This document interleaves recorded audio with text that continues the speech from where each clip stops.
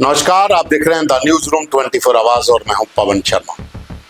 Kathua terror funding case, जिसमें Kathua police की seat ने अभी तक 4 लोगों को हिरासत में लेकर पूछताछ शुरू की है।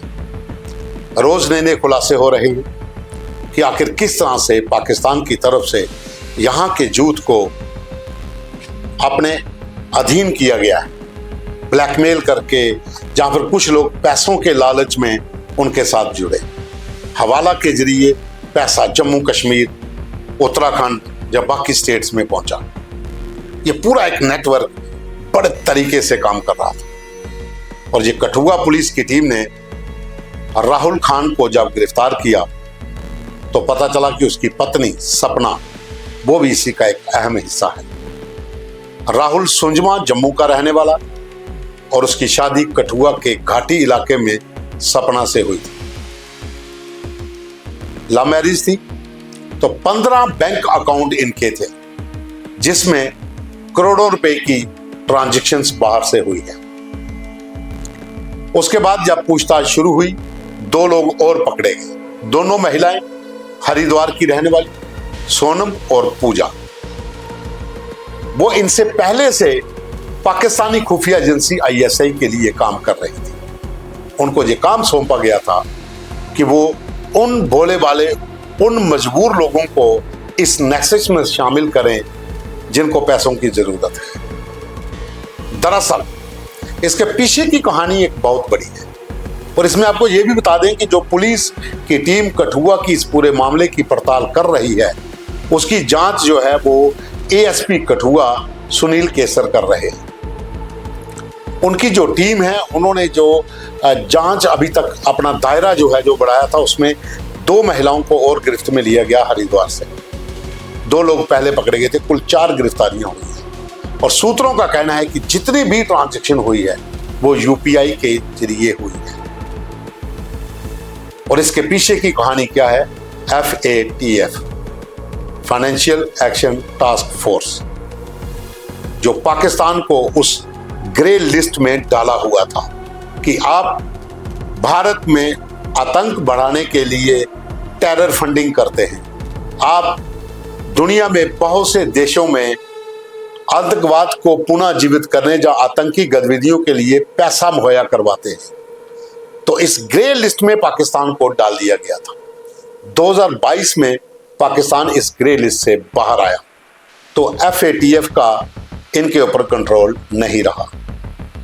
तो पाकिस्तानी खुफिया एजेंसी और पाकिस्तान की सरकार बासेना ने एक नई स्ट्रेटजी शुरू कर दी। उन्होंने भारत के सीमांत इलाकों में जितने भी जिले या गांव हैं, वहां पर अपना एक नेक्सस तैयार किया। उसमें जो लोग शामिल थे, उनको यही काम सौंपा गया कि जो लोग मजबूर हैं, आर्थिक रूप से कमजोर हैं, उनको झांसे में लाकर अपने अधीन करिए। फिर उनसे ये पैसा हवाला के जरिए अलग अलग मुल्कों से UPI के ट्रांजैक्शन के जरिए मंगवाया जाएगा। तो वही हुआ। सोनम और पूजा जो हरिद्वार की थी, दोनों की आर्थिक हालत बहुत कमजोर, दोनों झांसे में आई और ISI के लिए वो काम करना शुरू हो गई। हालांकि उनका लिंक्स बहुत पहले का था। 2019-2020 में वो WhatsApp के जरिए ISI के हैंडलर से बातचीत कर चुकी थी। आमिर नाम का एक व्यक्ति, जिसका नाम सामने आ रहा है, उसके जरिए ये लोग नेटवर्क में शामिल हुए थे। और 2022 के बाद उन्होंने राहुल खान और उसकी पत्नी सपना, इनके अकाउंट्स खुलवाए। इन अकाउंट्स में UPI के जरिए ट्रांजैक्शंस हुई। UPI में ट्रांजैक्शन को पता करना बड़ा मुश्किल हो जाता है, कौन से मुल्क से कहां से पैसा आ रहा है और कौन सी स्टेट में किस इलाके में ये पैसा गया है। लेकिन एजेंसी सतर्क हैं, जांच कर रही हैं। अब बंदे तो पकड़े गए हैं, तो अब और भी खुलासे होंगे कि किस तरीके से पाकिस्तान ने एक नई स्ट्रेटजी के तहत ये अमाउंट जो है, जो करोड़ों रुपए का अमाउंट बताया जा रहा है, वो अलग अलग बैंक अकाउंटों में UPI से ट्रांजैक्शन करके आया। नेपाल, दुबई, पाकिस्तान, 3 और भी मुल्क हो सकते हैं जहां जहां पर पाकिस्तानी ISI के हैंडलर्स बैठे हैं, जो इस पूरे नेटवर्क को, हवाला नेक्सस को चलाते हैं।